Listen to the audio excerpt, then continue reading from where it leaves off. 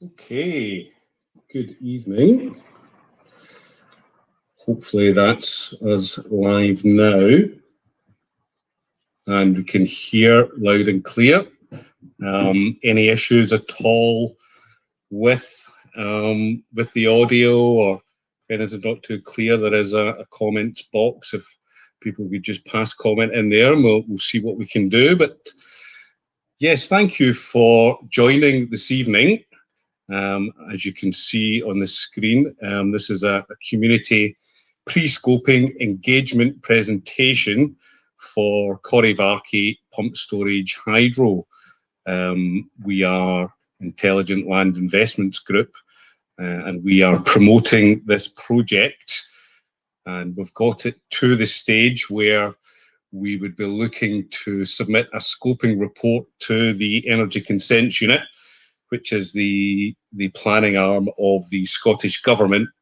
But before we do that, before we seek a view from the key consultees that would help to shape this application, we always like to go out to the local community firstly. Obviously, we want to do that out of courtesy. If we are to develop this project, it will be hosted within your community.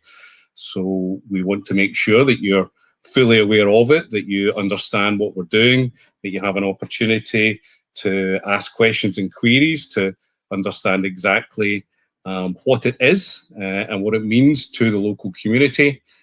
It gives you a chance to get familiar with what pump storage hydro is if you're not aware of that. And it gives you an opportunity to meet the team, and hopefully we can get some engagement going forward, because it is it's quite a long process. I mean, we'd probably be looking from here to probably 12 months before we're looking to submit a planning application. So there's plenty of opportunity for you to shape that, to have your input, and to guide us as well, as we look to understand the local environment. People who live in the local area always understand it better than anyone else. So we're very keen to engage and for this to be as collaborative as possible as we move forward. So, having said all of that, what we would like to do, we would have, as I say, it's Intelligent Land Investments Group. So we've got the team with us. So ILI Group, we'll just move on the presentation. So this is the project team. So my name is Ross McLaughlin. I am the technical advisor with ILI. I generally deal specifically with the grid connections for our project, but I also act as the coordinator for our pump storage hydro projects. As you can imagine, it can cross quite a few different boundaries in terms of the skill sets and the people we have to engage with. So I help to pull that all together and have a single point of contact. So going forward within ILI, if anyone would like to make contact, then myself would be a very good starting point. We'll be very happy to engage going forwards. We also have our CEO, Mark Wilson. He will, in a moment, come on and just give a bit of a background around ILI and who we are and how we've got to as a company and how we've got to where we are today. We also have John Smith, who is our land manager. If we do have any landowners on today, then you will be familiar with John. He has been out and speaking with local landowners just around this project and the access needs and the survey requirements. We also have Greg Templeton, who is our in-house planner, who will coordinate the planning arrangements and will work very closely with our design and technical consultants, who are AECOM. AECOM are one of the world's premier hydroelectric engineers, so we're very lucky to have them on board with us. Today we have David Lee, who is one of the associate directors and works as the project manager within AECOM on our PSH projects. We also have James Scott, who is the lead design engineer on the civil side of it, so designing the head pond and the piping and tunneling and so on. And we also have Amy. I don't think Amy is with us today, but Amy acts as a coordinator. I was just going to say, I think Amy's backstage. Sorry, if you wanted to. Oh, sure. Sorry. Okay, so we'll get Amy in. Yep. So, but yes, so Amy acts as a coordinator within AECOM for the pump storage hydro. Okay, so that's just a quick overview of the team. Obviously, it's not ideal that we're not face-to-face. Circumstances have dictated that we cannot arrange an event in a local hall as we would normally do, where we could meet people in a much more personalised situation. But we all know why that situation is. Unfortunately, at this moment in time, we just cannot hold public meetings. So hopefully this is the next best thing. Give you a chance to understand a little bit more what we're doing. And in the relatively near future, so probably around September, there or thereabouts, we would be looking to host the formal public events in advance of the main planning submission. So all being well, the restrictions that we're all currently operating under just now will have lifted, and we will be able to actually come out into the community and meet people face to face. So that would be the hope going forwards. But in the meantime, there is a chat button where you can drop questions, any questions or queries you have as the presentation progresses. There's also just a very short questionnaire at the bottom of the page as well, with just a couple of questions, just to allow us to understand people's knowledge of PSH and what you think of the presentation itself. Okay, so I think that's enough from me. So what we will do is we will bring Mark just into this. So let me just get him here. Give me 1 second. Hi, Mark. So I've brought you in now. So can you hear me okay? I can certainly hear you. Hopefully everyone can hear you out in the broadcast as well.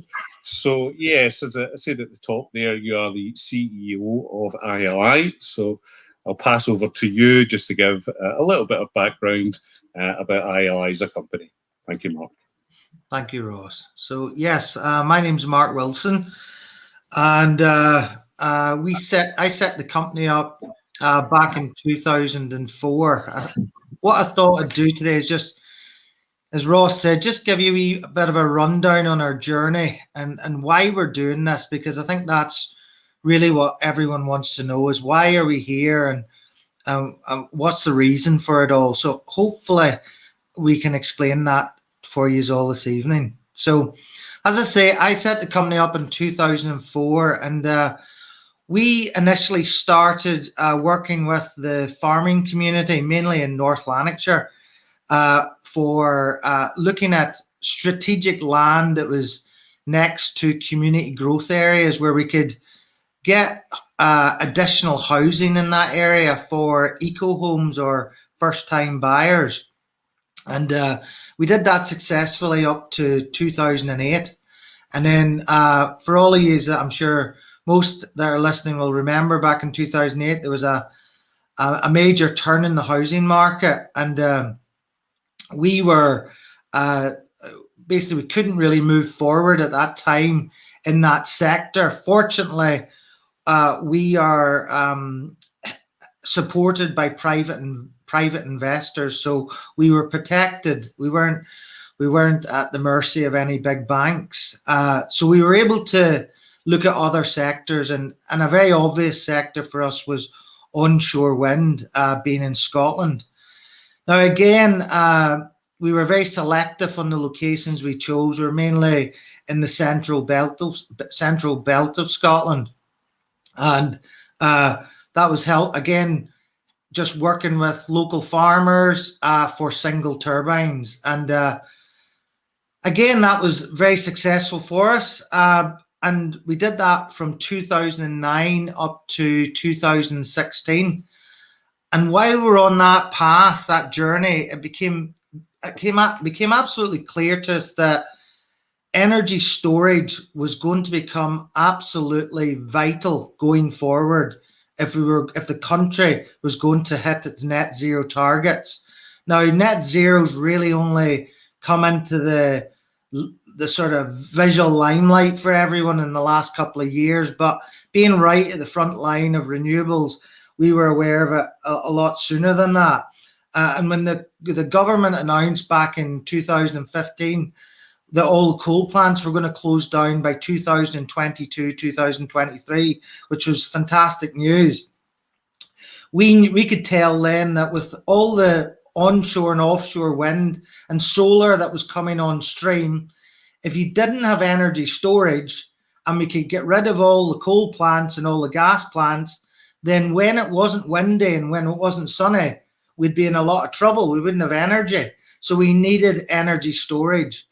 So we looked at all the various technologies, and the most proven technology is pumped storage hydro, which is what we're talking about here today, which AECOM will go into a lot more detail than I could.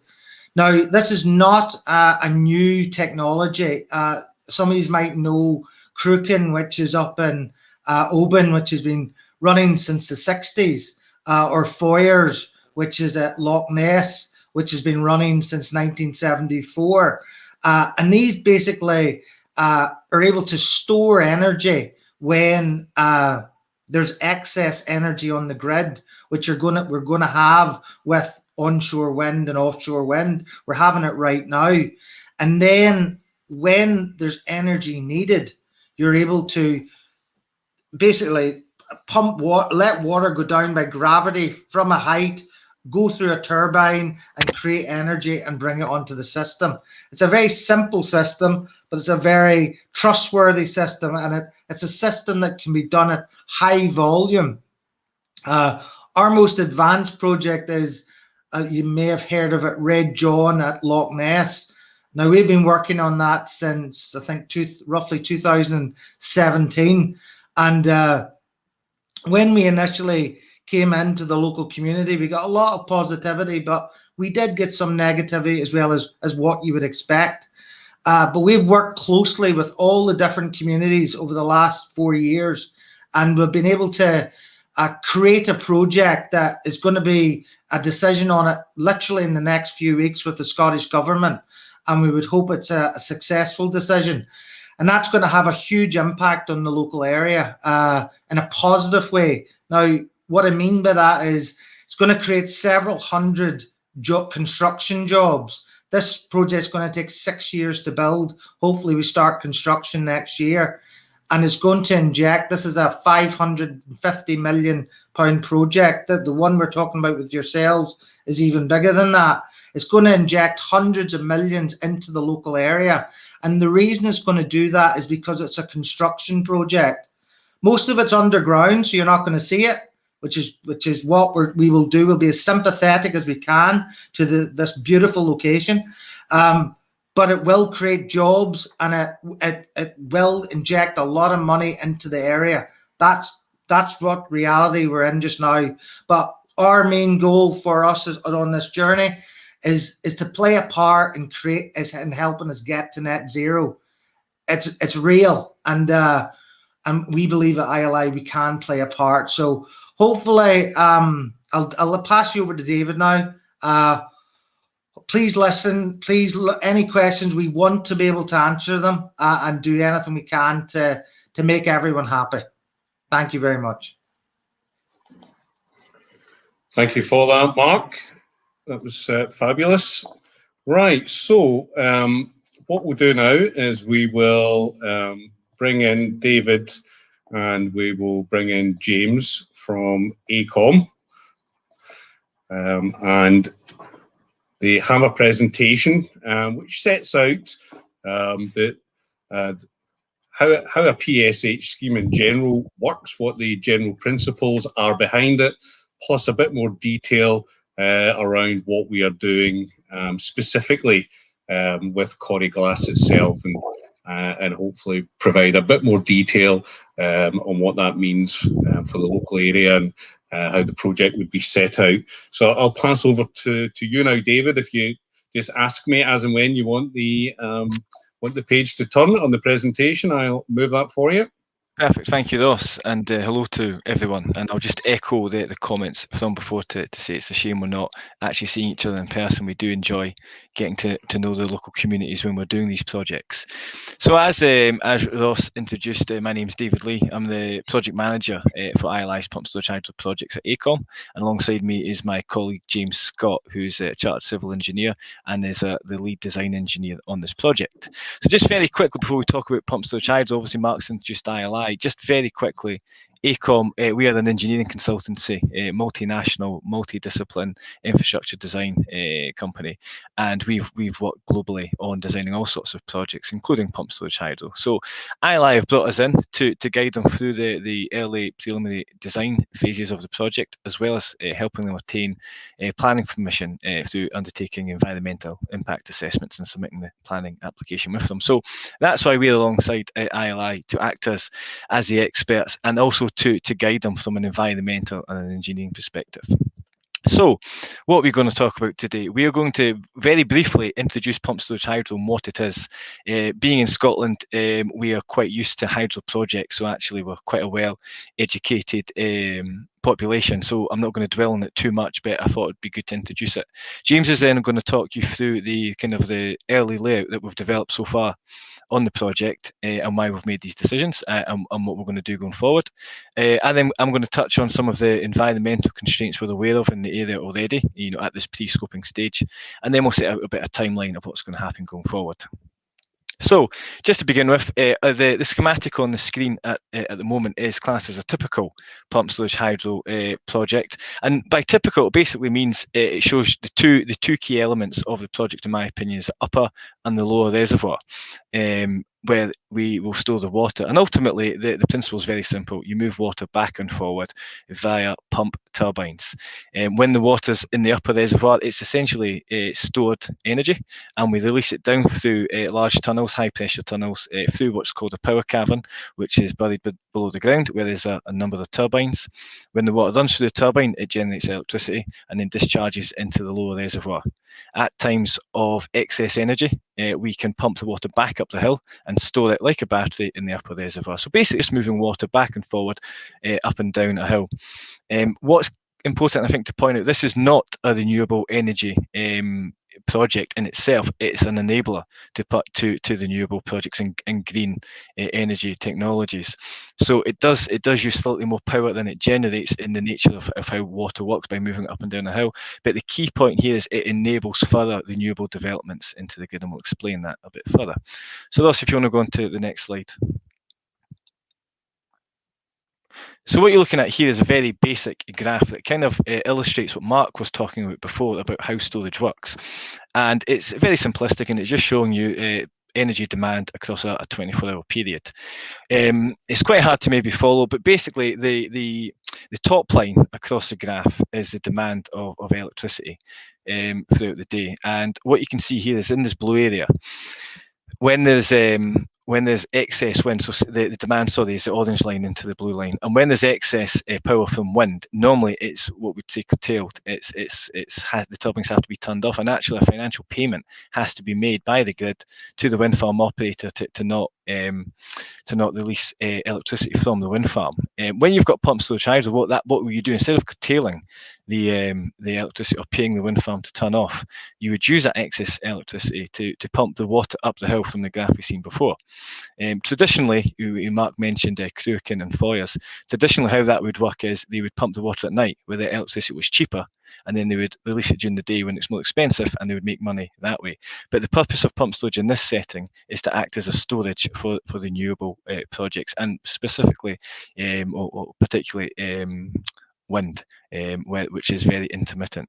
And as you can see, as the day progresses, the wind power can drop off. So that orange line shows the wind dropping off. And if the demand continues to peak, what we'd normally go back is revert to coal or gas-powered fire stations. But again, if you've got a pumped storage hydro project on the system, you can use that to release the electricity that had been stored earlier in the day to prevent, one, having to use gas or coal sites, or to call on the wind again, which might not be available. So it acts as a balancing mechanism for the grid, and that's a key driver of why ILI are wanting to develop pumped storage hydros, because we're going to get to a point soon where there's going to have to be significant upgrades to the infrastructure of the electricity grid, which is very expensive to do and has quite a large environmental impact in terms of the widespread footprint.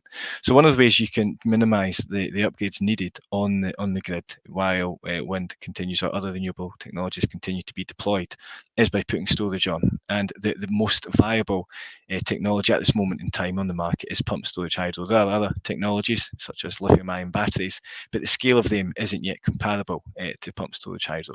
So that's why ILI are looking to develop pumped storage hydro at the moment. I'm sure there's maybe a lot of questions which we can pick up at the end, but what we'll do, we'll move on next and we'll have a look at the scheme development. So I'll see if you want to go on to the next one, and we'll bring in James. Hi there. Thanks, Dave. As I said, I'm James Scott from AECOM, leading the design of the Corrievarkie pump storage scheme. So we'll just start sort of setting the scene of where we are in the world. So as you can see, we've got a red outline, which is our indicative scoping boundary we've got just now, and that's located between Dalwhinnie and Kinlochranach. We've got the two main sort of access roads there, with the B846 to the south and the A9 to the east.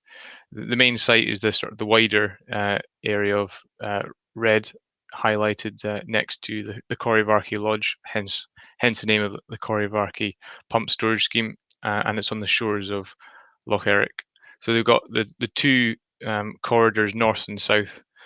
Both of those are proposed to be used as access routes to get to the site. So that the route from the south is the sort of conventional construction traffic that will come off the B846, and the route to the north, just around Dalwhinnie and down the loch side, will be larger abnormal indivisible loads such as tunnelling components, turbine generators, etc. So the plan is that they will be floated down the loch and avoiding the constraint of the existing road to the south.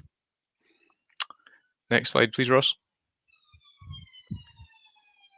So here's just an outline of the project to try to give sort of high-level figures. So we've got a storage capacity of about 14.5 gigawatt hours, and that's pretty much the main component of pumped storage is your battery size, and that's our battery size, and that is equated from approximately 18.5 million meters cubed of water stored in the upper reservoir. And we plan to discharge that water at approximately 600 megawatts. So that's our installed capacity. And nominally that could run for about 24 hours non-stop during generation mode. As mentioned, the larger loads are planned to come off the A9 to the north, and smaller general construction vehicles from the B846 to the south. And we'll utilise as far as possible existing internal access tracks. There is an existing track from Bridgevarrick up to the lodge just now, which we'll look to upgrade as we see fit. And the whole construction period is estimated to take around six years. However, the main sort of peak construction activities planning to be around a 3 to 4 year period. Next slide, please, Ross.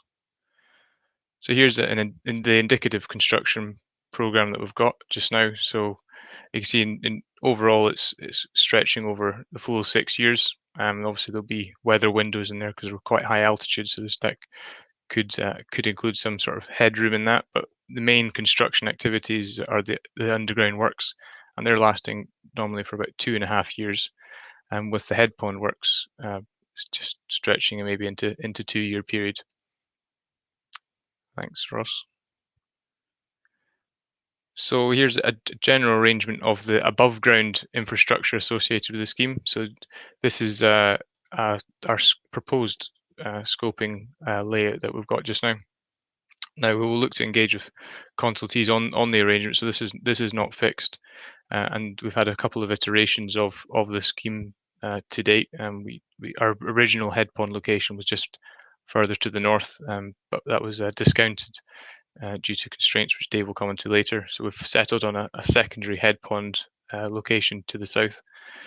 The head pond consists of 4 embankments, creating a described as a turkey nest type head pond, utilizing the existing topography to try and impound as much water as possible, but while keeping a low profile to the landscape. The lines shown in blue and pink are the access track and spillway, and you can see they travel down along the existing track down towards the lodge, where we'll have some construction compounds and the tunnel entrances.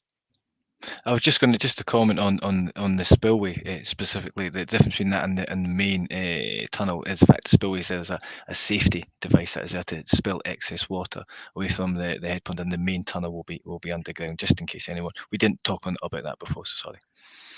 Thanks, Dave. Yeah, so the spillway pipe is a conventional sort of cut and cover pipe that you typically get in a small scale run-of-river hydro scheme, and that will be used just to utilize any rainwater that accumulates in the head pond if the tunnels were unable to be operated. So that will be an underground feature. Next slide, please, Ross. I'm now going to, so these are the arrangement of the underground features and components of the scheme.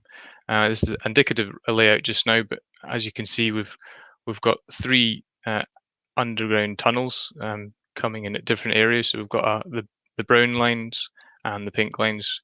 We've got construction tunnels, access tunnels, and we've got the waterways that connect the powerhouse between the head pond and tail pond. So the blue lines, straight one up at the top at the head pond, that's a sort of flat, low pressure tunnel, and then it enters a surge shaft, surge structure, and then we've got an inclined tunnel that goes steeply down towards the powerhouse, which is located below the Loch Eric level because it's a pumping arrangement, and then a low gradient, low pressure tunnel, the tail race, will rise back up to the loch. So that the powerhouse is located below Loch Eric, which is, you don't pick up from this sort of height here, but you can see that the arrangement of what the scheme could look underground, and you can see how the extent of works that need to go underground. James, just before we go on to the next one, sorry if I've got a question, but just people may think, obviously there's big turbines that are going to sit within that powerhouse, and it is underground. It's not on these slides, but the depth of that powerhouse, I think it can be fairly deep. What do you know what the depth is for particular design here at the moment? Is it about 150 meters below the ground level? It's about 100. Yeah, it's about 150 meters below. We are just where that powerhouse is located. We are located in sort of the shape of the shoulder of a corrie. So the ground cover is not as much, but it's approximately 40 meters below the top water level in Loch Eric, is it just now? Yeah, so if you can, people can imagine that, you've got quite a large slope coming down, and you've got the level of Loch Eric. So the powerhouse is another 40 meters below that level, where that orange box is. So at the ground level, it's about 150 meters below. So it's very deep as well. So you tend not to hear the machines operating out of the powerhouse. So I thought that was maybe just a point that people may be interested in. Yeah. So the main feature that will be able to be seen during operation will be the head pond and some features down at the loch side. But apart from that, most of the works are underground, out of sight. Next slide, please, Ross. So we've got some photos here to provide sort of examples of similar projects. This one's in the UK, so it's already not in the UK. It's in Southern Ireland. It's called Turlough Hill. It's a smaller scheme than what we are proposing from an installed capacity point of view, but the fundamentals associated with the head pond are not dissimilar. They are the similar components and geometry associated with what we're planning to do. The shape and color of the head pond could be similar, and it's located in a similar upland environment. As you can see, there's a few features on the dam. You've got the road going up the side, and you've got a tower. We may have similar features, but it's just to give you an idea of what the scheme could look like. So just another key point, actually. So I've got a few things that are popping into my head as we go through here. So I'm glad you're doing the main talking here, James. But I think another key point is that the embankment itself, what it's made of, actually. One of the things we'll try and do as part of the design of the project is reuse a lot of the material that is excavated on site. So as James has discussed, there's quite a lot of underground tunnels, and there's a large underground cavern. There's some photos coming up that you get an idea of the scale. So what that will mean is there's a lot of excess material generated in terms of stone and rock and soil. And what we'll try and do is maximize the use of that material, so it doesn't have to be exported off site or stored, just as a dump on site. And the idea of the scheme will be to use that material that we excavate out the deep excavations to build the embankment. Now, what that embankment looks like, it will be rock or earth filled, depending on the ground conditions, and the design will be specifically tailored to suit the ground conditions and the material that comes out the ground. So it's just a saving that is one of ILI's kind of main drivers, is to reduce, not just the carbon footprint and have an impact on the wider environment, but part of this project itself, they want a smaller carbon footprint as possible, and that means minimising excess movements of vehicles on and off site. Yep. Thanks, Dave. So here's another photo from Turlock Hill from sort of further down the valley. This perspective is not dissimilar to what the Corrievarkie scheme could look like from the northwest of Loch Eric towards Ben Alder. It's a similar feature with you can see the geometry of the embankment and the grassy slopes on top of a natural corrie, which is what we've got with the foreground of the hills. So the background of the hills, sorry. So you can see it blends in quite well, and it's not too obvious to the eye. Next slide, please, Ross. So if embankments 1, 2, and 3, which are sort of the curved ones, look similar to the previous photo, the larger embankment to the east could look similar to this mega reservoir, which is located in southern Scotland. This is a reservoir that AECOM or previous AECOM companies had been involved with and designed, and you can see it's a slight terraced arrangement, terraced design, earth-filled, and you can see that is grassed as well, and it blends in nicely to the embankments and rock both sides. Next slide, please, Ross. So here's a photo of an underground cavern. This one is located in Quebec, Canada. This is another AECOM project that we've worked on, and this is again a pump storage site of similar capacity and similar size to Corrievarkie.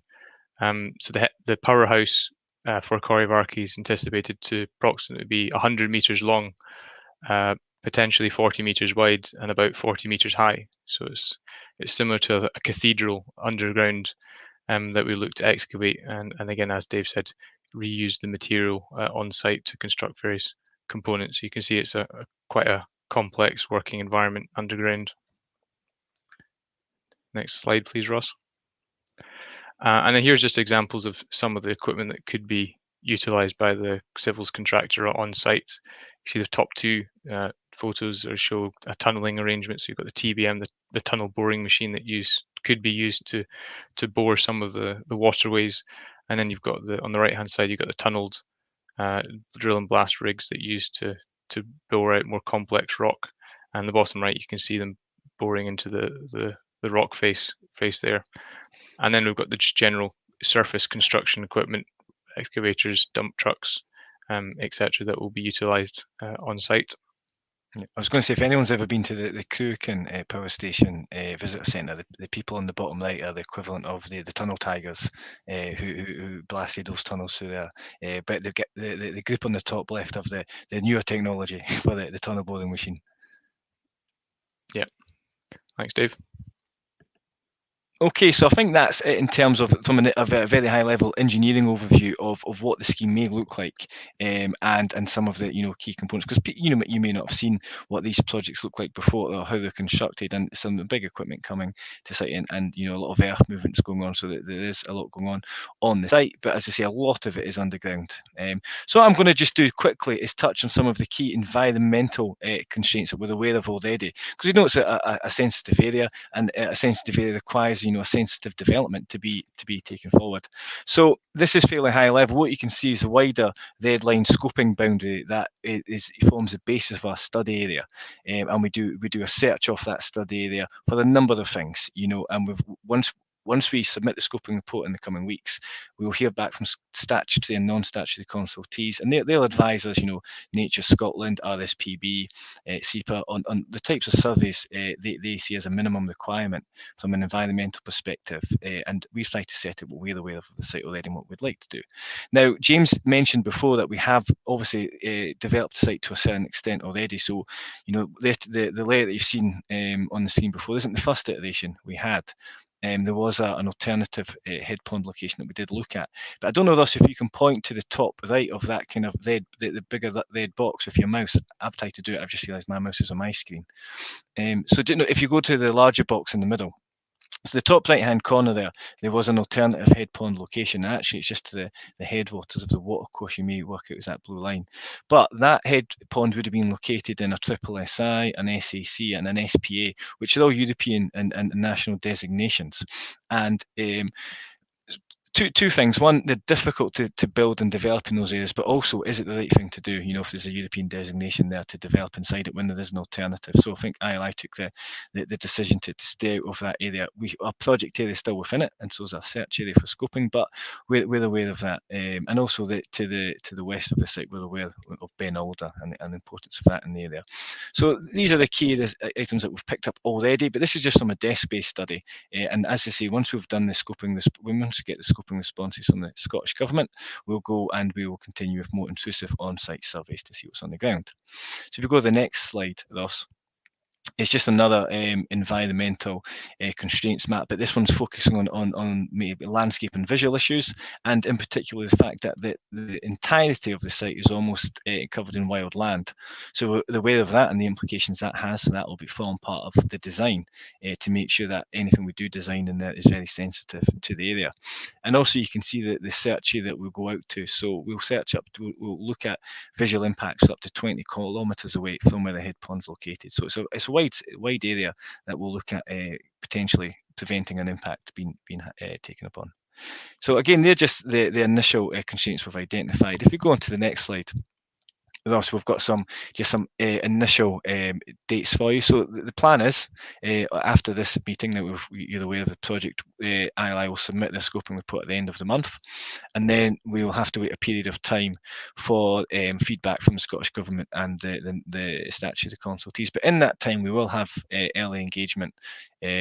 Also, we have had early engagement with any consent unit, the Scottish Government, Perth and the North Council, Historic Environment Scotland, and Nature Scotland, just to make them aware of the projects and to make sure we're starting off on the right foot. And the overall aim is to submit a planning application to the Scottish Ministers under Section 36 of the Electricity Act for first quarter 2022. And in between us getting the scoping response back at the end of June, beginning of July, and up until the submission, we'll be developing the scheme. We'll be carrying a number of environmental impact assessments on the site to make sure that the scheme we're developing doesn't have a adverse or negative impact on the environment. So if you want to go on to the next slide, Ross. So what this slide shows is the process that's going to be followed over the next 12 months, more or less. So we are just at step one, the pre-scoping stage, where we're introducing the project to you. We'll then get the scoping responses back. We'll then do some pre-application investigations and consultations with the public. We'll then do what's called a gate check, where we make sure everything we're going to submit is correct, and then we'll submit the project. From there, we will either have to submit further information we will either have a public local inquiry or will be recommended for approval, and then we'll get a decision from there at step 6. There's obviously a couple of other decisions stages after that, in terms of actually getting a decision notice and discharging a number of planning conditions that are likely to come with the development. But what we wanted to point out on this slide in particular was when you'll have an opportunity to engage in the project and have a say on how we develop this and what's done for the project. So the first stage is obviously this pre-scoping stage, and obviously Ross has identified already ways in which you can give us feedback from today's session. There's also an email address on the website that we'll share at the end. So this is the first informal piece of feedback that you can give direct to ILI. The next stage is step 2. Scoping is more of a formal piece of feedback that would have to be submitted via the Energy Consents Unit or the local planning authority, and you have to keep an eye out for that on the planning portals. But I'm sure ILI will be sharing that information around with anyone who provides their contact details at the end of the day. So that's more of a formal engagement, and that really is where ILI and AECOM will take your opinions on board and include it as part of the design and how we develop the project. But when you're speaking to the Energy Consents and the local planning authority, it's more official, so it's registered in that way. So it's a good opportunity for you to make your voice heard. Step 3, the pre-application stage. Mark and Ross alluded that to earlier. That's when we hope to get back and actually see you in person at a town hall or community hall that's suitable, where we can come and present the project, show you how it's developing, and also show you hopefully how any of your suggestions or ideas or concerns have been taken into account or mitigated against in our design. We've done this a few times where we've engaged with the public, and we do get positive feedback when people can see how something they've specifically asked for or spoke about is included in the project. So that's step 3, the pre-application phase. There'll be a couple of sessions where we can come and speak to you and we can show you how the project's developing. And then obviously when we submit the project at step 5, you've got another formal opportunity to provide your opinion on the project to the Energy Consents Unit and the local planning authority. And these are obviously key stages to put your inputs to. But however, throughout the whole process, at any time you do want to contact the project team, we'll provide an email address at the end, and you can drop us a note. So if you go on to the next slide, Ross.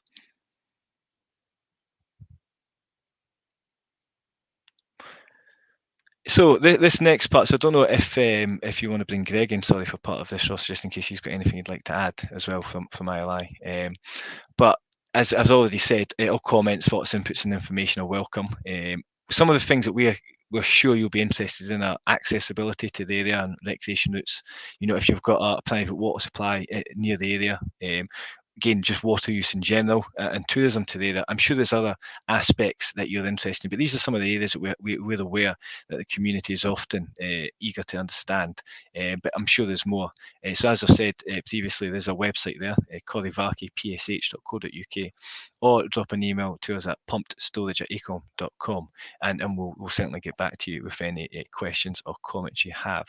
Sorry, Greg, I should have actually brought you in a bit earlier on from the environmental and planning side. Is there anything I've missed that you wanted to add?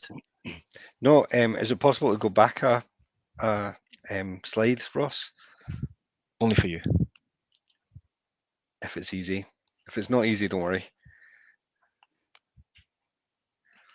Okay, so all I wanted to do really is, as the planning project manager for ILI, is to encourage the community to engage with us at every possible step along the way. So obviously, if you want your comments to be considered formally by the Energy Consents Unit and by the local planning authority, there's opportunities to do that, and we would encourage you to do that. But if you also get in contact with us, it gives us the opportunity to include your comments and concerns and issues in the design, and design those out. So our previous project, which is near Loch Ness, following on from some of the community engagement that we did, we made changes to the proposals, and we incorporated some of the things that the local community said they wanted to see in the actual design. So it's a great opportunity to do that. The earlier that you get in contact with us and establish that communication, the better, and it creates a better project at the end. So that was all I really wanted to say at this stage. Yeah.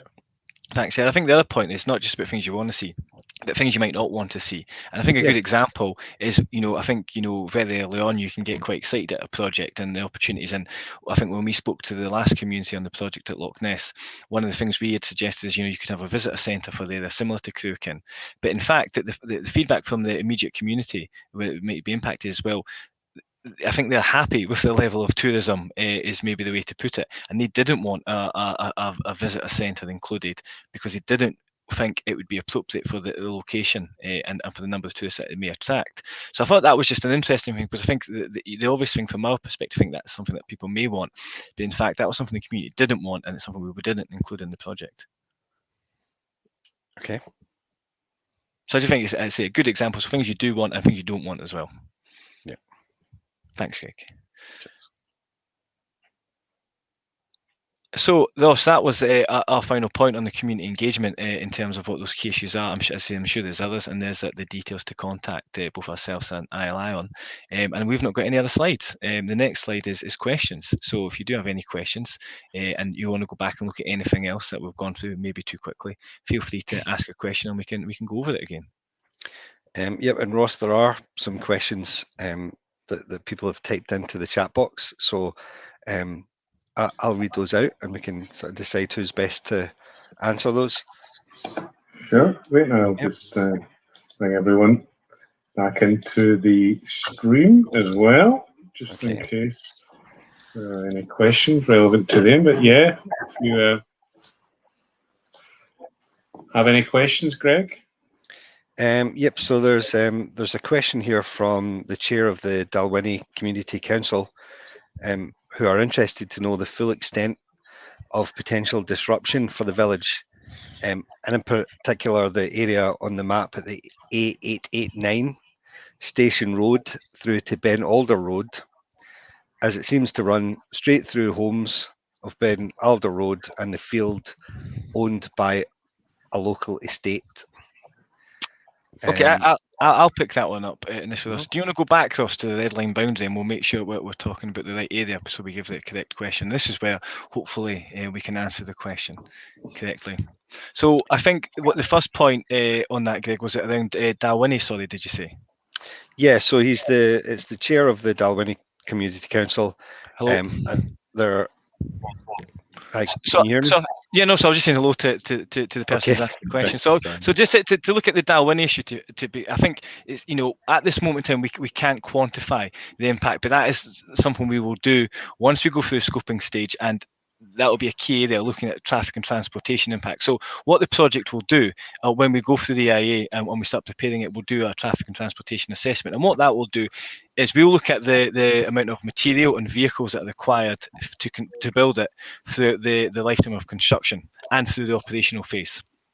And then we'll split those vehicle movements and material movements through the programme that James had up earlier that covers that kind of 6-year period, and also the operational phase as well, because there will be vehicles moving, but not particularly in Dalwhinnie during the operational phase, but still vehicles will be moving.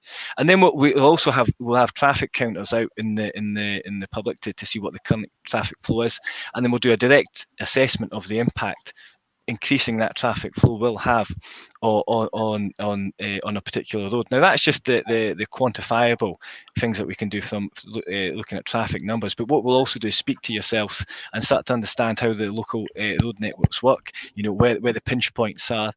Where improvements can be made at the assistance of the project. So that will be a key area to understand. Will be the traffic and transportation impacts. So I think just to quantify my answers, we can't give you the answer to that right now because we don't know. Once we go through scoping and we update the design, we will then look at those traffic numbers. And again, if it's too much of a significant impact, we'll look at how do we reduce that. We've already thought about not moving mass material off site. So all the material we excavate on the site is used in the head pond, and that's something we're trying to embed in the design already to reduce the impact on traffic and transportation on the roads. So hopefully that answers your question to an extent, but I appreciate there'll be a lot more engagement needed on that.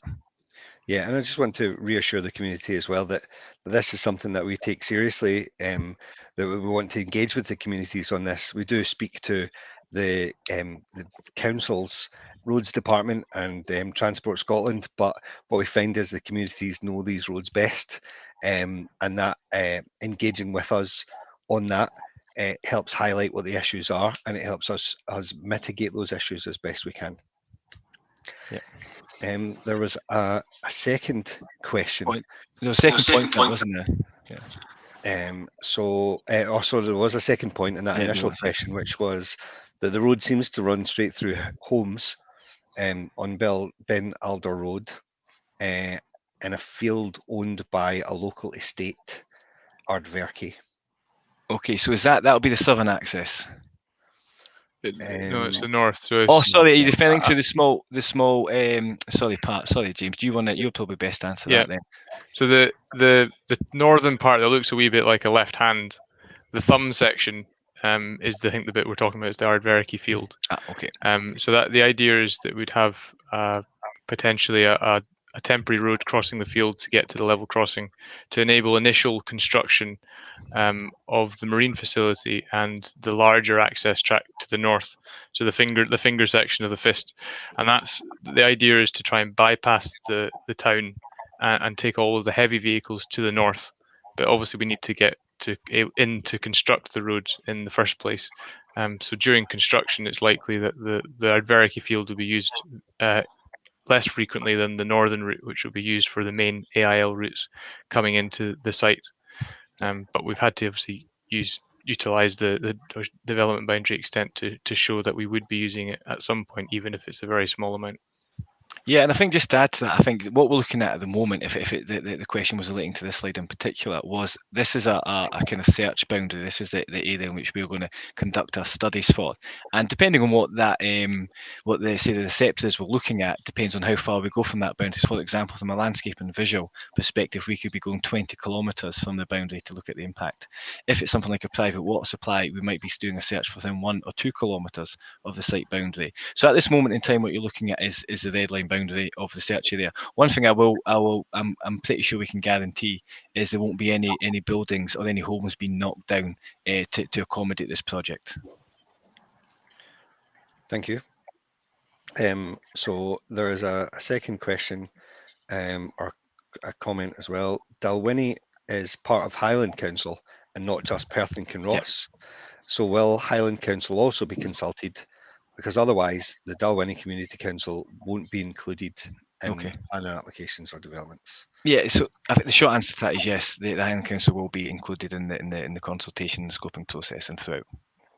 Yeah, so they'll be a consultee. So quite often what happens in the border between two local authorities is that both local authorities are consulted, and even sometimes if the development doesn't go in to the neighbouring authority but is close by, they'll then become a consultee and they'll put forward their recommendations and they'll take a vote on it in the planning committee.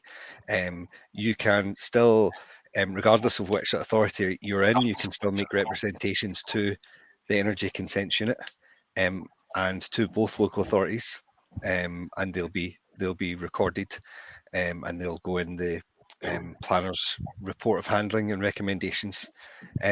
But we'd encourage you, we hope when we get to that stage that we'll have worked through the issues with the community, and hopefully there won't be any concerns left by the time we get to that stage. But you can certainly you'll have full opportunity to engage formally with the process. There's another question here, which is, will we allow this presentation to be emailed out to the community councils as soon as possible so that members can see all the information clearly? I think yes. I think we're able to email that out. Is that correct? Yes, if I could just jump in, Greg. So this page, the broadcast page that you'll be looking at, will remain up and running. This recorded live presentation will still be available within the central video section. So after today, so tomorrow, everyone that I reached out to, all of the community councils, the landowners and the other community groups, I will resend this link again to, showing that this information is here. The presentation itself is also linked separately at the bottom of the page and can be just downloaded as itself. So you could look at that and see it in a bit more detail. So the answer is yes. This page will remain open for a considerable period of time. The live broadcast will be there, plus you'll be able to download the presentation. So yes, and also if you have any further questions or queries that are generated from that, then just contact ourselves directly, and we will answer and engage with you. Thanks, Ross. So we have another question, but I'm not sure we have the level of detail yet at the stage that we're at in the project to answer it. But they're asking, what will the level of daily construction traffic be on the access road to the south? Okay. And more so when once the road's upgraded and we're doing the main sort of peak construction. Do we have an idea of what those levels might be? So I think you kind of touched on that. We don't know the answer yet to that, and that's something that will come out in the design. But that's exactly when we'll be able to tell you is this is the peak month and this is the peak number of additional vehicles on this particular road during the construction. So it will be in the detail will be there as we go through the process. As I say, one of the reasons we've got this split delivery routes into cities, we are aware obviously that the B846 is a smaller road. It may be difficult to get on. So by splitting the access to site to the north and south, it alleviates the pressure on both the north and the south accesses. So we're trying to put measures in place at this stage that will minimise any of those impacts. But the detail will come out once we progress the design. Okay. I think it's worth saying as well, we were able to, even after the full application was submitted for our other project, we were able to introduce further mitigation measures that reduced the number of daily transport movements. And so it's certainly something, there's a lot of sort of tools in our armory to try and keep that number down, and we'll try and do that. I think as well, Greg, it's worth pointing out that obviously Red John is quite a bit more developed in this project in terms of the design and being through the planning stage and the consultations and feedback with the community where that will be hosted. And as you can imagine, one of the key concerns for that community as well were the increased levels of traffic. And one thing we have agreed to do going forward is to have a community liaison group that will work very closely with the community, specifically around the traffic issues and ensuring that, for instance, there are no HGV movements during school start time, school finish time. For example, that we are, we're not causing restrictions during specific times, during public holidays and so on, or specific local events that we wouldn't want to be restricting or affecting in any way with traffic. So we will work very closely with the local community in that regard. And as I say, a liaison group is something that we would look to form going forward to make sure that the local community has the maximum input and the maximum say to ensure that we do alleviate some of these. I mean, there will be some disruption that can't be denied, but we want to alleviate it as much as possible and cause the least amount of disruption. So yes, that would be part of the process as well. And I would encourage anyone who does go and look at our Red John application, which is currently on the Energy Consents Unit website. If you look at the scoping report and the pre-application report, it explains this whole process that we're now just starting off. So it explains the feedback and input that the community have had and the other consultees have had, and how that shapes the development and how that produced a better design at the end, which took into consideration everybody's concerns. So I would encourage anyone who's interested to go and have a look at that document. Gives you a good idea of the process. So the last comment was just thanking us for answering the questions and inviting us to engage with the community council. They're particularly interested in the roads, so they would like to engage with us on that. So I would encourage us to, get in contact with them and open up that line of communication as early as we can. We'll certainly do that. No, I think just to echo that, I think that that's the reason why there's communities that have been invited to this. I think ILI and ourselves were aware of the concerns that would be raised, and this is why we've tried to throw the net as wide as possible along the access routes for the multiple communities. Yeah. Okay, so there's another couple of questions that are the type of questions that we got asked at previous public events. So usually when we do these, we put on events in a local hall, and lots of people can turn up and they can ask lots of questions. We hope to do that with this later in the year as well. But one of the questions that came up quite a lot was, is this project connected to other projects in the area? Is it connected to a wind farm that someone's proposing nearby, or is it connected to some other project? David, maybe you could. Yeah, I mean, so the answer to that is no. It is a standalone project, and it's supporting the grid in particular. I mean, obviously, there's some complexities around how the grid works and how it would act as a balancing mechanism.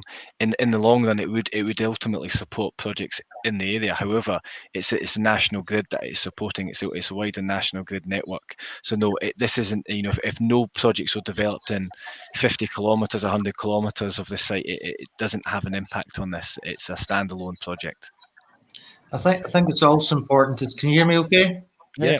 Yeah, Yes. I think it's also important to say that from when we seen that energy storage was necessary for getting to net zero, we've looked at over 130 potential locations in Scotland over the last 4 or 5 years, and there are not that many potential good locations in the country. This is one of them. Now, I can fully understand that a lot of the communities are going to have to we'll do our best to explain every aspect of this so that there's not any fear in what's going to happen here. It's a positive thing. And I'm very sure that we can do that. I mean, to be very blunt, we're not a bunch of city slickers coming up to the Highlands. I grew up in a farm in Ireland, and I understand what it's like to live in a farming community and that sort of community. So we do our best to address that. And out of the 600 landowners that we work with in Scotland, I would bet my bottom dollar that most of them would speak highly of us. So it's very important to know that we are here, and it's a good thing. So just an interesting point that came to mind there of you talked about, Mark, the number of locations we did look at. So I suppose it might be worth to say, well, why here? Why have we picked this location actually? And that's something we didn't touch upon. But actually, two key components. There's a few key components. Ultimately, you've got to get a good pump storage hydro scheme. You want a good height difference between your two water bodies. You want them close together, and you want a lot of water. They're some of the key elements. And obviously what we've been able to identify is Loch Eric is a lot of water in it. There's some steep slopes to the east and to the west. Obviously the west isn't as desirable. We've been all there to develop on. So we looked in at the east, and there was a good difference in level.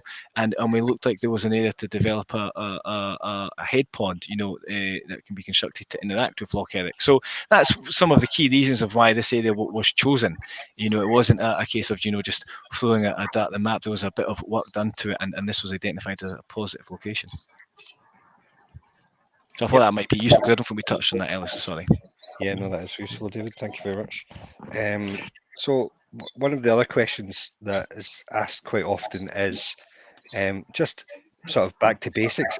Is this a renewable energy project? Is a question that we get asked quite a lot.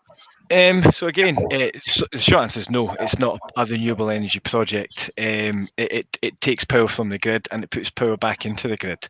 And as I say, it uses slightly more than it generates as well, because it's harder to push water up a hill than it is to let it come back down the hill. So it's not, but it's fundamental. Really, is storage, not just pump storage, but storage is fundamental for the continued growth of all renewables on the national grid network across across the UK. You know that we already are seeing severe curtailment issues on wind. We're seeing you know, projects that aren't able to get a grid connection. So by putting storage onto the grid, it allows for better developments to take place, more offshore wind farms as well, so bigger projects as well. Now, the reason pumped storage hydro has been chosen at this stage is it's the most advanced kind of technology and most well proven and most cost effective. And so we've got a couple of operational pumped storage hydro schemes in the UK, and there's multiple around the world. So that's why they're looking to develop it when it's not a renewable technology. So I think it's a key point to understand that is that point. Yeah. Having said that, though, we've not done the calculation. We're not ready to do the calculation for this project yet. But at our Reservoir project, there was a carbon saving there of about 45 million tonnes of CO2, which is an enormous carbon saving and an enormous carbon benefit. It also, the projects allow the dirty, sort of polluting gas and coal fire stations to be taken offline and replaced with renewables. So that's an important feature of the projects. Definitely, I agree with that. I think the other point to make there on that is the other service it can also provide to support the grid. So it's not just about the balancing. There's some other very technical. I'm a civil engineer, not an electrical engineer, but some very technical engineering, engineering applications that it can provide that other technologies can't provide. So there's a thing of putting inertia into the grid. You know, there are other technologies can do, but pumped storage hydro can also do that. So there's more than one service it can provide to support what is a national grid network that's certainly struggling with the amount of renewables on it at the moment. Yeah, I think it should also be said that these projects will have a lifetime of 50 to 100 years or even past that. So they're significant projects, historic projects going forward. And in the very near future, we hope in the next 10, 15 years, all the energy on the system will be renewables when all the coal plants are off and we get the gas plants off too. So that will be powered by renewables going forward, just not in the immediate future, but long term it will. Yeah. And to say what I was just going to say, sorry, finally, one of the things we'll have to do as part of the planning application in the EA is to demonstrate how this project will have a positive contribution towards, you know, the net zero targets that the UK government had. We had to do it on the previous project, and although it's not a renewable project, we still need to demonstrate how it will have a positive contributing factor towards that. Yep. And these projects are highlighted by the Scottish Government as they're considered national developments, so they're infrastructure projects of national significance. And the reason for that is their contribution. They're crucial to getting us to net zero. And that's why these projects are so important. The other factor there is that you mentioned curtailment and how at the moment wind turbines get switched off when the energy that they're producing isn't required. I think I'm right in saying that last year, I think it was about 126 million pounds was paid out in curtailment costs. But what that also means is that 100% of that energy is lost. That's not used. That's just switched off. So although hydro pump storage isn't 100% efficient, it's very efficient. It's more than 80% efficient. It allows that energy to be used and to be stored for when you need it. And that's a sort of crucial factor of the PSH projects. Mark, I'm wondering whether you could take this question. This is one that was asked a few times in other public events. Is, you know, this is a big project. Will this add costs to our energy bills? Is it subsidised? No, it's not. As I say, Crooked, there's a number of these in the UK and Scotland. There's Trucken and the Foyers, and they are not subsidised at all, and certainly stand on their own 2 feet. There was a report brought out a year or so ago by Imperial College and Carbon Trust, and they showed that if we could get 6 gigawatts of storage onto the system, it would save the country, I'm talking about the whole of the UK, 2.6 billion a year.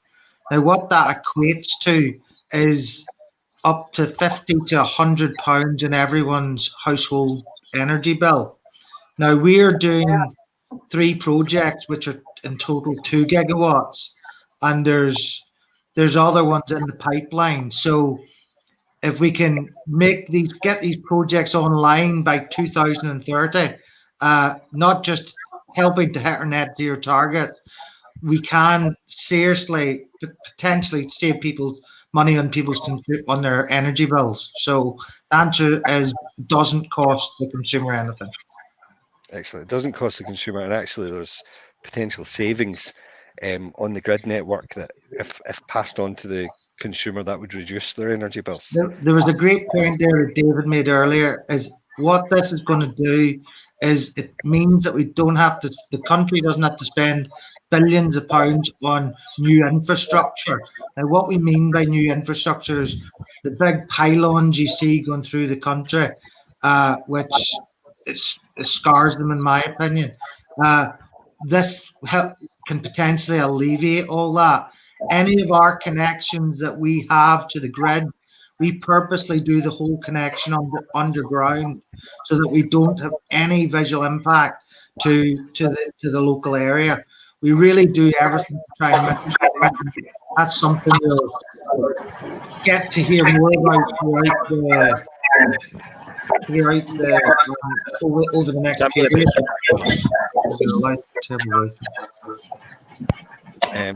I was hearing just a little bit of feedback there on the audio. I don't know if you can hear me okay.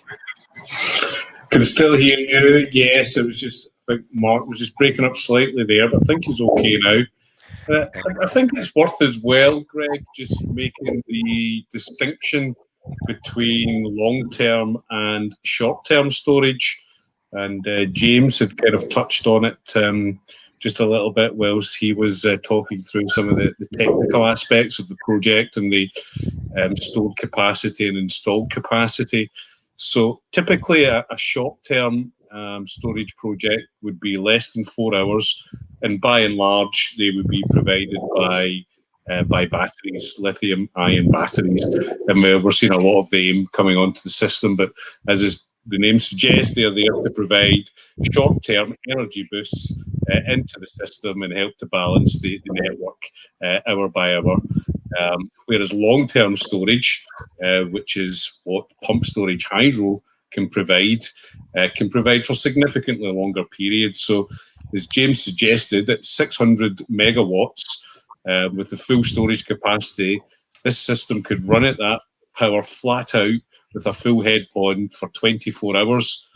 Or alternatively, if you reduced the power output that you were putting out, say 300 megawatts instead of 600 megawatts, you could do that for 2 days, or you could go down again, and you could get to the point where you could be providing 100 megawatts, say, non-stop for almost a week.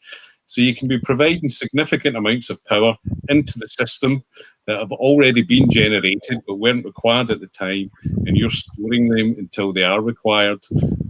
You can do that over an extended period of time, and provide, as was alluded to by David, a suite of further additional services to the system operator, National Grid, around inertia, around black start, around voltage services, which can make a huge difference in keeping the lights on and keeping a safe, secure, stable power supply.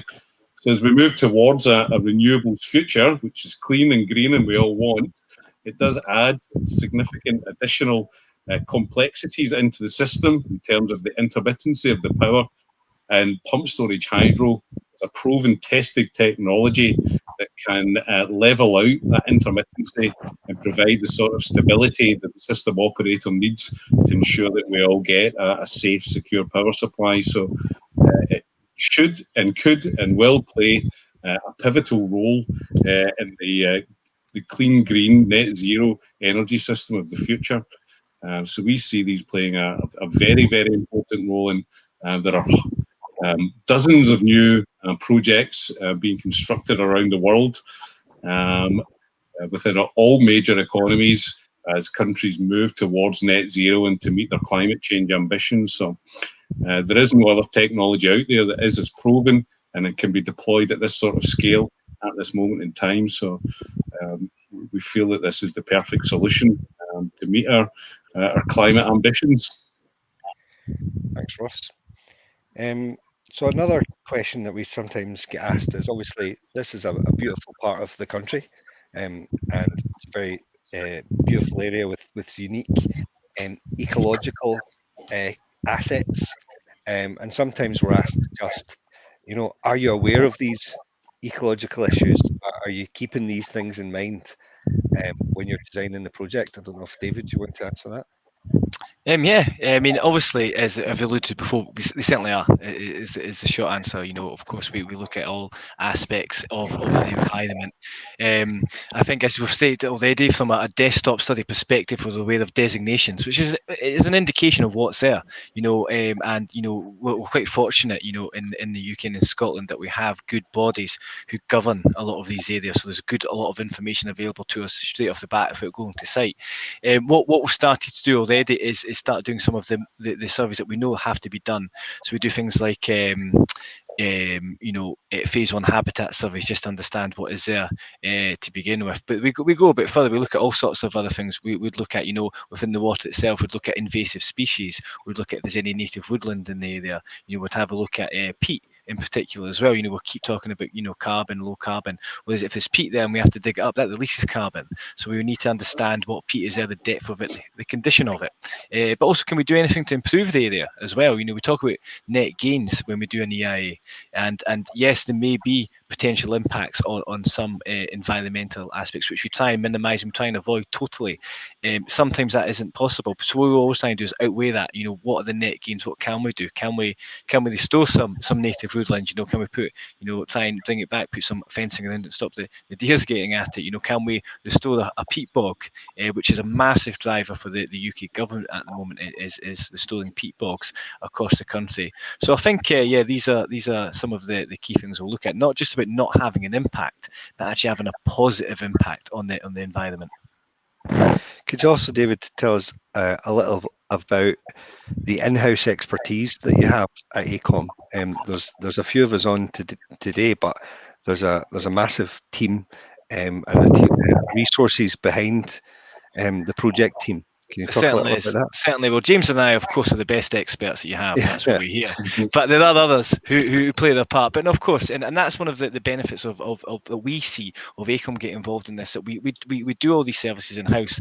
So we spoke about the traffic and transportation assessments. We will have our traffic and transportation team will undertake that part of the study. And they're used to dealing with, Transport Scotland, with local authorities and doing these assessments. We've got some very well-trained, great, experienced ecologists who will be spending a lot of time on site at all hours of the day, having a look at, ground nesting birds, any other birds that may be in the area. So we're doing a lot of studies from that perspective as well. We'll look at the hydrology of the area, and I say we'll do some aquatic surveys. We'll do bathymetric surveys of the ground. So AECOM are certainly I've got a lot of those we have all of those experts in house. And one of the things we're also doing is you may be or not aware, there's a natural capital laboratory in Fort Augustus that AECOM is running with a landowner there. And what we're doing there is trying out different techniques as well. So not only are we experts in kind of what's already happening and the kind of standard methods of doing environmental impact assessments, but we're pushing the boundaries to see what else can we do. How else can we survey areas to be less intrusive? How can we restore the peat bog in the best way? So I think having all that in-house is great for us, as a project manager, and James as the design lead, because if we were doing lots of different individual consultants, that information flow can sometimes be slow and projects might not run as smoothly. The fact that we have in-house, if something is identified on site or we make a design change, it's very quick and easy for us to engage with each other. Excellent. Thanks for that. I wondered, so we also sometimes get asked just to go back to basics and explain what hydro pump storage is. So we've mentioned it a few times and everyone knows what the project is, but we had a good slide there. So Ross, I don't know if is it possible to go back to that that slide that shows the sort of diagram of how it works?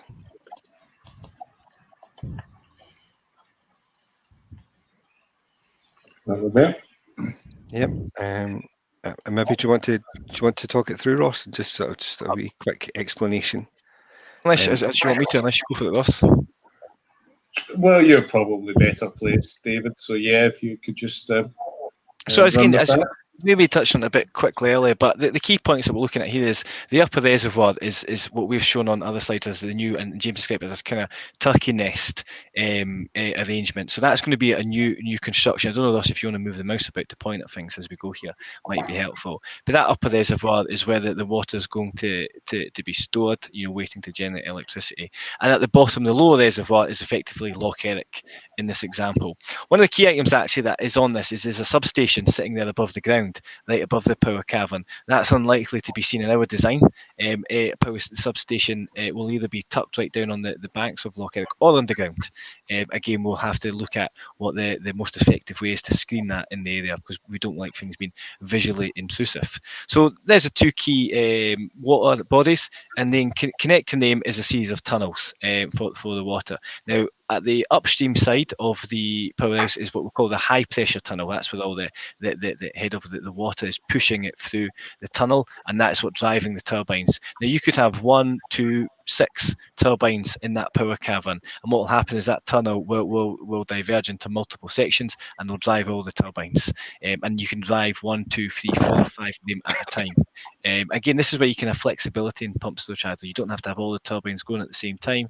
You can have 1 or 2 or as many as you like turbines running. And then the water, once it passes through the turbines, it normally drops into what we call a low pressure tunnel. And as James kind of alluded to earlier, because we have to suck the water back out of Loch Eric to pump it up, the water, when it leaves the turbine to go to Loch Eric, is actually on an incline up the way. So we're pushing the water back out into the loch, and that's so we don't call what's called cavitation on the lower head pond when we're drawing the water down later on. I feel like a weatherman here on the screen, so hopefully this is making sense. So that's what will happen. It'll be, and then the water then will be pushed out into the reservoir. Now, James, I would call you in here to answer these, but you told me this earlier, and I think that the water, as it's going through the tunnel, we're thinking about, was it 4 meters per second? Around that. Yeah. So that's the water speed in the low pressure, about 4 meters per second. When it enters the loch, we try and slow that down even more. We don't want water coming in and out into the loch too fast. Either drawing things in or pushing things away. So what we'll do is we'll try and widen out the mouth of that as much as possible and get it down to about 1 meter per second or lower if possible. And then, as I see, when it works in the reverse, you just turn your turbine round, flick of a switch, and it sucks the water back out of Loch Eric, and it will pump it back up the hill in the opposite direction. More or less all automated. There'll be lots of level sensors everywhere, so you don't have someone sitting pressing a button, but you certainly have people sitting monitoring it. So it will likely be an operated site 24 hours a day with a staff of kind of 2 to 10 people at a given time. Okay. Is there anything I didn't touch on there? As I say, sometimes we can go through that a bit quick. So if there's any questions, if anyone's still on that's specifically on that, do ask. So there's no one typing any questions just now, but no, I think that was a good explanation. I think we sometimes forget. We've explained the project once, and we think everybody caught it and understood it. So we're happy to go over this again with any community councils or whoever wants to get in touch with us. We'll take the time to explain the project to you. So another note that I had that we're sometimes asked, people see that we have plans, so they see that we've shown where we're expecting tunnels to go, where we're expecting roads to go, and they say, well, you've already designed it, really, haven't you? You've already sort of come up with the design, so why do you need to consult us? So I think it's worth explaining that, and we do have to do a lot of work even to get to the stage that we're at. We've done a lot of technical assessments and the site selection process, and we have to have a good starting point that we know works. But we want to consult with the public to try and find out what the issues are. That's why we do this scoping, where we consult not just the public, but the sort of statutory consultees are all consulted as well, and that influences the design. And earlier this evening, I encouraged you to look at the documents on our Red John project, that explains the design development. So we're still at an early stage in the design development. So while we have drawings just now, those drawings are likely to change. In fact, they will change undoubtedly. So that's the reason for us presenting what can look like finished drawings. That's not what they are. They're still at a sketch stage at the moment. Yeah, and I think the key point to put on there is it's a requirement of the stage for that. We couldn't submit scoping without a layout. So we do a desk-based exercise, and we learn as much about the site as we can. We use our experience of developing these projects as well to apply that knowledge to the specific site, and we come up with what we can see could be a workable site.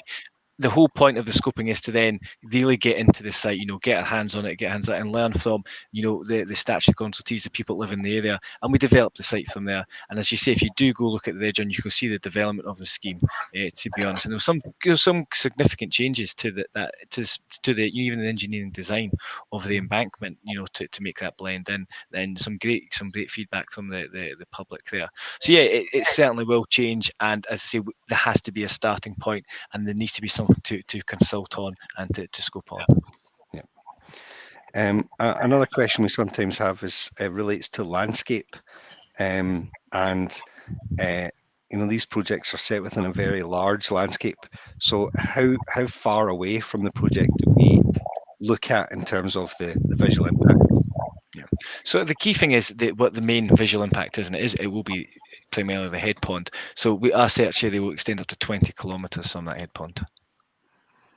20 kilometres. So, and so, do we know at the moment the sort of predominant views that will be of the project? So there are a number. So what we'll do, we identify what we'll classify as key viewpoints, and I off the top of my head, I can't remember how many there were at the moment, but there's a few. There may be more than 10. I think at least key viewpoints that we will go and we'll take photographs on those key points, and we will create visualizations of how the scheme will look like with and without. Well, so how that view will look like with and without the scheme. We've identified those viewpoints at the moment. However, as part of the consultation process, we will get feedback from the local authorities, Island Council and Perfect North, as well as in particular Nature Scotland, who have very precise guidelines of how you carry out a visual impact. And we will confirm with them those points that we take the visualizations from. So it's agreed in advance, more or less. And again, anyone can input to that. If they've got a key area of concern, they can raise that. But ultimately, we've suggested where we think we need to go. We'll confirm that with the statutory consultees, and then we'll do that assessment from there. Yeah, so all the viewpoints are agreed with like the local authority, so they're happy that they're happy that they're representative of views that you'll get, and that includes views sort of within close proximity to the project, but also far away, like you're saying, like 20 kilometres. If there is a view at that distance, that'll be captured as well. It's key viewpoints, exactly. Yeah. Okay, so what another question is, so once the project's up and running, what are the kind of traffic implications for that? Is there going to be people coming in and out every day, or Okay, so yeah, I mean, so during operation, there more or less will be people coming out every day, but it'll be cars essentially. As I say, it's an operated site, and you could have anywhere between, I think, 2 to 4 to 10 people on site at a given time, depending on time of day or the operational regime. So they will be working underground, so it's not like you're going to have a lit office above the ground. They'll park the car, go under the tunnel, and off they'll go to the work under the ground. So that movement will be minimal. Throughout the full lifetime of the project, Mark alluded to these projects can last 50 to 100 years.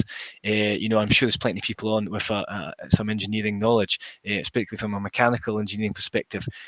These components won't all last 100 years, and there'll be key phases of refurbishment throughout the project. There'll be minor refurbishments, at 5, 10 years, or annually, where you'll come in and do some maintenance. You'll see the odd van, and then maybe, at 25, 30 years, there'll be bigger bits of kit that change, but they'll be few and far between, and they'll be well in advance and well planned for anything like that. But yeah, the vehicle movements will be fairly minimal once it's operational. Thank you. Well, that is, I've got to the end of the questions. I just had jotted down, referred to my notes from previous public consultations. I think we've covered all the questions there. So I'm just looking online to see if there's been any other questions asked. No, so there's no members of the public Greg, asking any questions just now. Yes, John? one of the points, David, I've been getting the last couple of weeks when I'm out, this is great because you're just backing up a lot of stuff that I've been talking to, and it gives a lot more detail from you and from James. But a lot of people always asking the people that we have out there working, it's grouse season, etc., and have they got the experience to look after it? And now you have a lot of experience from the ecologists and people that go out there and do this, people like Tony Marshall and things like that. So just even a wee rundown on the people that you have and what kind of experience they do, it would put a lot of people's minds at rest tonight. Yeah, I mean, what I certainly can't do is name everyone, all our surveyors and the experience on the call. I mean, what I would say is we have a good team of surveyors. That's certainly information we can share.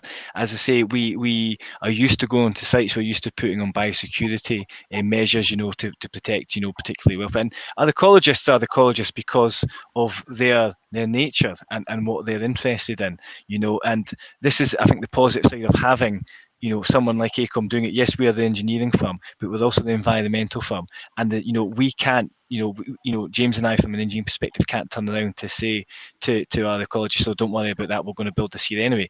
One, we wouldn't want it. Two, the client wouldn't want it. But they wouldn't let us, and they're almost doing their own independent assessment of our development in a way, and telling us the impact on their specific area of concern. So, but in terms of when they're doing the surveys, obviously they're very sensitive to what they're doing. Some of the times we will be there looking for ground breeding birds. And a lot of our staff have special permits. If it comes to interacting with particular animals or moving them, during the construction phase, and they're experienced people from that perspective. A lot of them have, good professional qualifications. So something we can share if needed in a bit more detail to explain, specific surveys of what we're doing. We do lots of different types of surveys with lots of different experts, and they're there surveying what is there to make sure it isn't impacted upon. So one of their key things is making sure they don't have an impact on it in doing their survey work. So I appreciate I'm not giving you any specifics, John, but it's something we can provide. Thank you.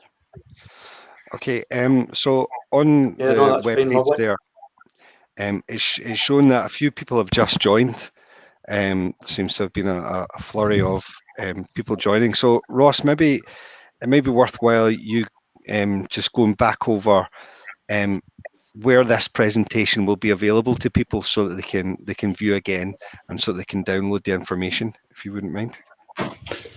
Yes, absolutely. So as you can see up on the screen, this is the presentation that we ran through live earlier within this broadcast this evening. Now, this live broadcast will be available within the video box within this page, and this page will remain online for at least the next few weeks. You'll also see within the page itself there is some information as you scroll down. But as you scroll down to the bottom of the page on the left-hand side, there is the ability to download the presentation itself also. So if there are any individuals who would like to be able to see that in just a little bit more detail, it can be might not be as clear as some people would like just through the live broadcast just now. So by all means, feel free to download that, go through it at your leisure. And if you do have questions or queries, contact details are there. Contact details are on the page. Contact details are at the end of the presentation.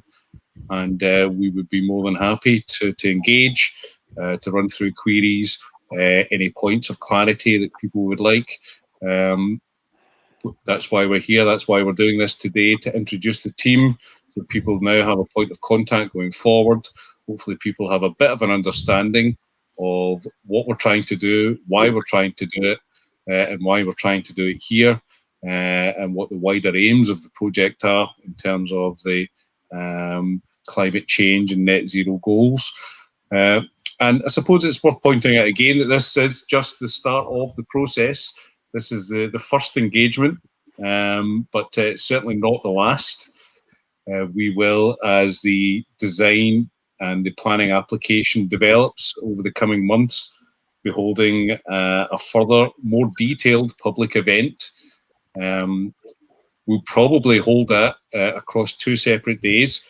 It's probably going to have one in and around Rannoch, which we'll hold in a public hall in and around that area, and we'll most likely host a public event in Dalwhinnie as well, so that people in those communities get an opportunity to meet the team face to face and go through the project.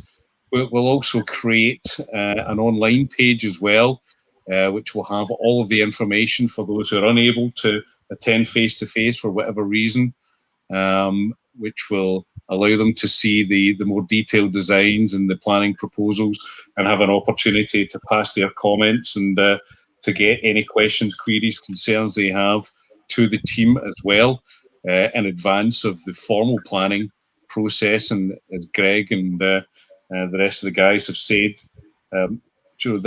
this feedback does make a difference, and it can have a fundamental impact on the designs and how the project moves forward. So please do engage, please do get involved, please do get in contact with us. We want that engagement. We want to speak to the community. No one understands the area better than the local community, so we would be very keen to speak to you as we progress this project and take it forward. So yes, you can continue to access this page where this information will be here. You can download the presentation as it stands. You can contact us at any point going forward. Now you have our details, and we'll be having further public engagements going forward as the planning develops. So yes, this is just the start of the process, and we do hope that going forward we can have public events in the flesh as well, and actually physically meet people and be able to present them in the flesh as well as online. Ross, you may want to just pull back the slide. It's got the email addresses on it if anyone wants to see that. Sure. If anyone's a quick reader, they can see the whole presentation again. It's the last slide, Ross.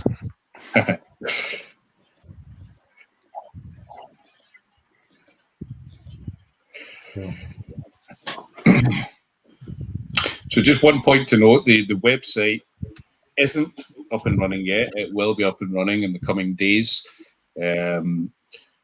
because the website will host the scoping report that will be submitted to the Energy Consent Unit. So we just have to make sure that's in its finalised form.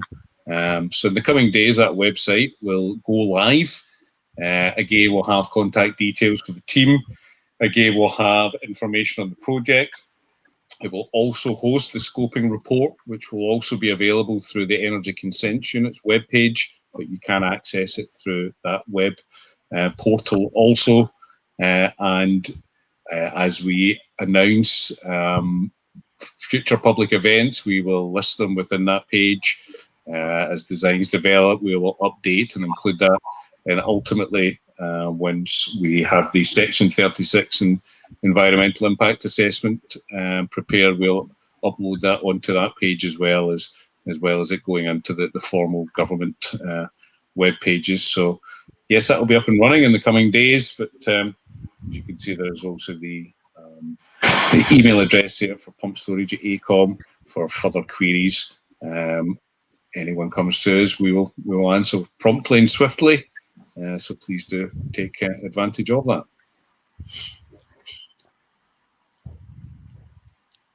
So Ross, am I right in thinking that people can also contact ILI? Is there an ILI email address that we could share? Absolutely. So it would be me directly.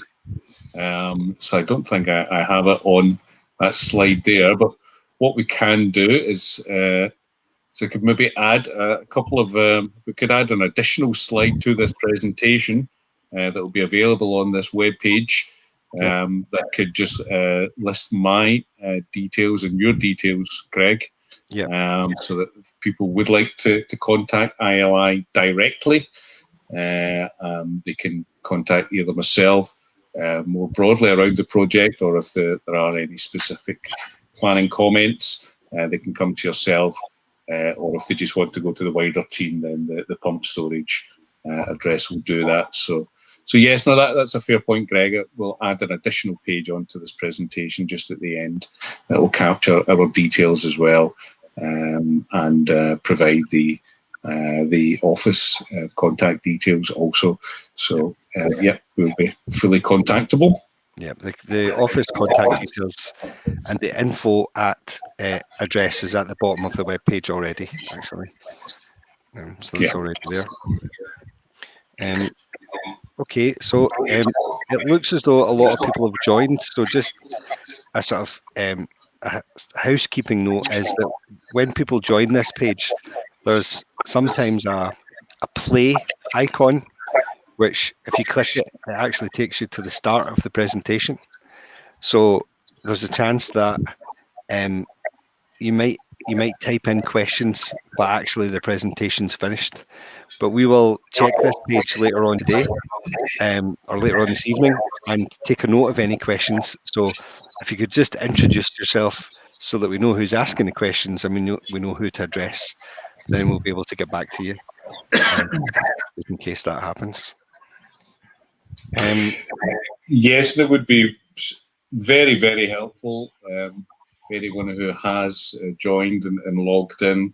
If they could just make a little note of who they are and where they're from, if it's a community council or a local landowner or another local group, we would love to know who has came on and engaged this evening. It would be very helpful for us to know that. Well, there's a questionnaire actually at the bottom of the page where you can enter your name, your phone number, email, any comments that you have, and it asks a couple of questions. So if anybody does join and the presentation's finished, if they could go down to the bottom of the page and fill that in, that would be greatly appreciated. That gets emailed to us, so that's very helpful. Yeah, and I take it there's no new questions coming through. If anyone new has just joined and missed the earlier presentation, it is available or will be available to rerun. The live recording plus the presentation itself can be downloaded from the bottom left-hand corner of the page. But if you do have any specific questions just now that spring to mind, or queries around the project, or anything that you would like to ask whilst you have the team here live, then please do, whilst we still have 15-20 minutes to run. It might be helpful, Ross, if you can go back to the pages that show the project within the context, the sort of maps of the project.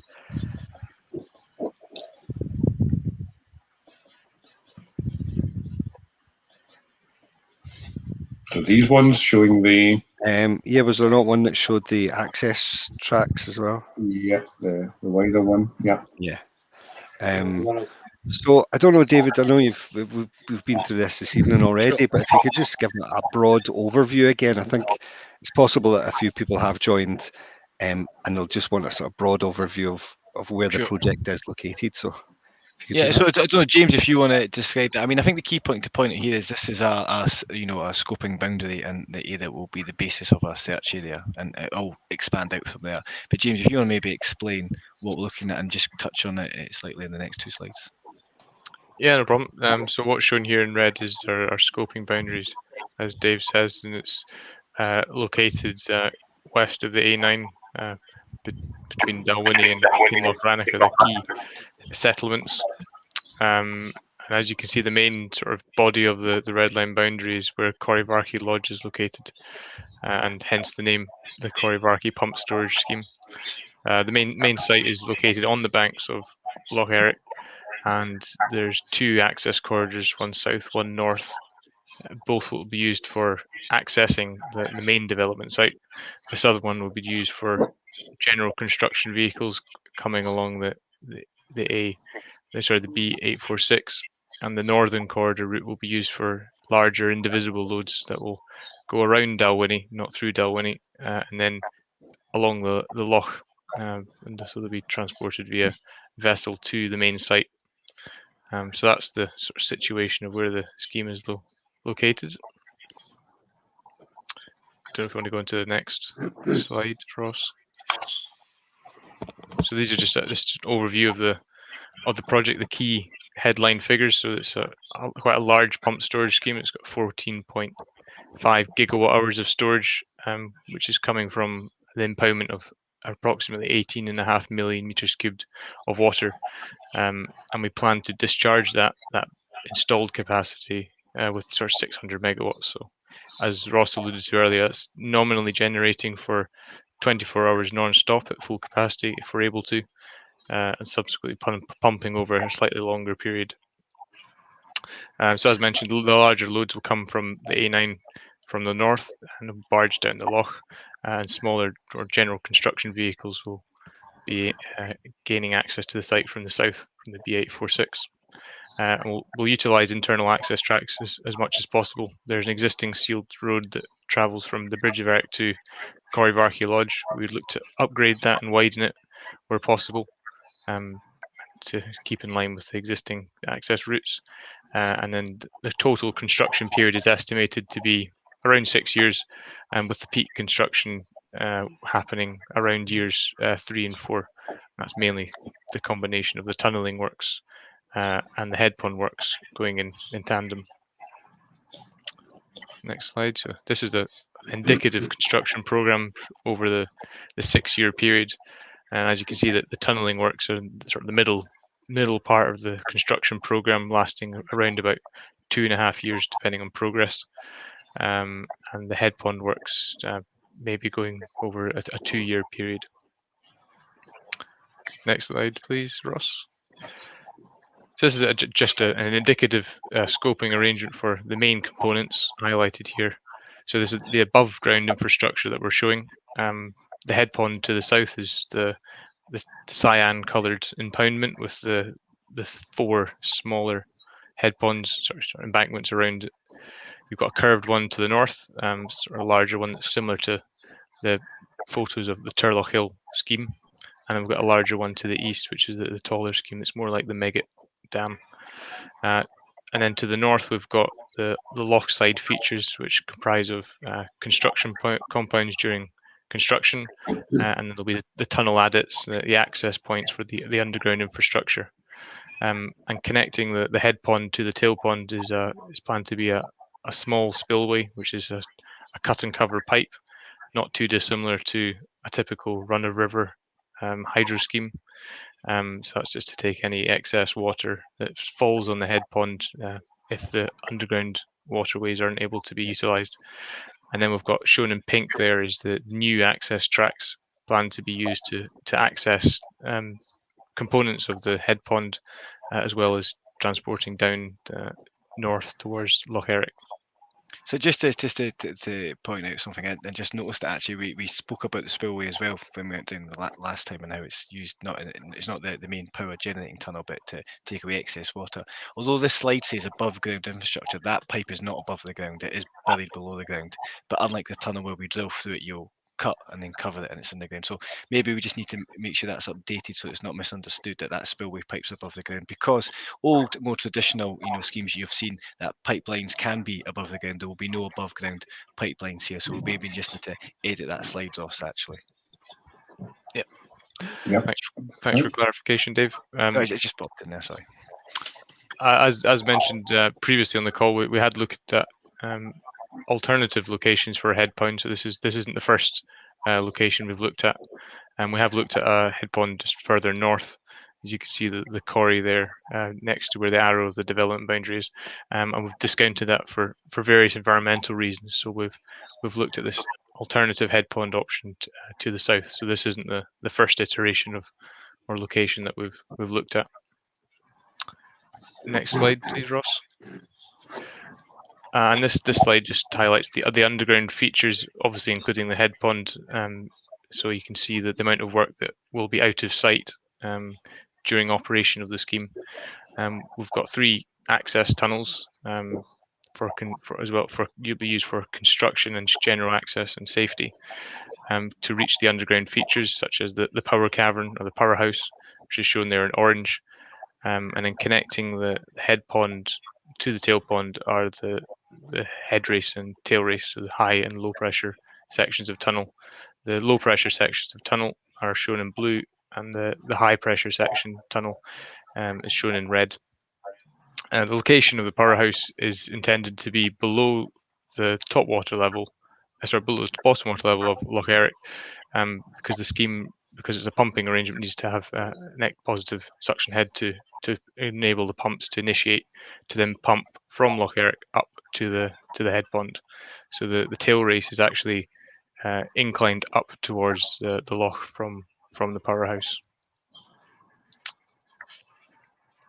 I think that's the layout from the layout. Yeah, thank you, James. I think that's good and detailed. And I think the key point that we've made throughout the presentation, but again, for people looking at this first time, this is an indicative layout that we've created from our desk-based exercise that we've done to date. You know, as we go through scope and engage with the communities, this will be amended, updated, and revised as we go forward. So, Greg, has any fresh questions popped up from anyone who's joined slightly later, who's maybe just No, there's no questions that have come up just now.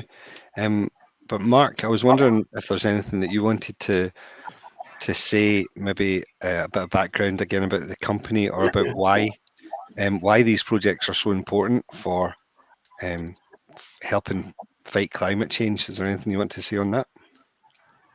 Well, yes, absolutely. I think for the people that have just come in there recently and not had the opportunity to see the full presentation, I could sympathise and empathise that you may have walked in and thought, "Oh my goodness, what is going on here? This is a huge project on my doorstep." Please. Do me a big favor and take the time this evening to watch the presentation from the beginning, so you can get a full understanding of all the good that is going on here. And I'm pretty sure that by the end of it, you'll feel good about it, and you may have lots of questions. And as the guy said, we're here to answer them and to make this a very positive experience for everyone. So I think we're probably there for this evening, guys. I don't think it'd be fair to people just to keep repeating things and be missing things out that doesn't give people the full picture. Unless there's any questions just now.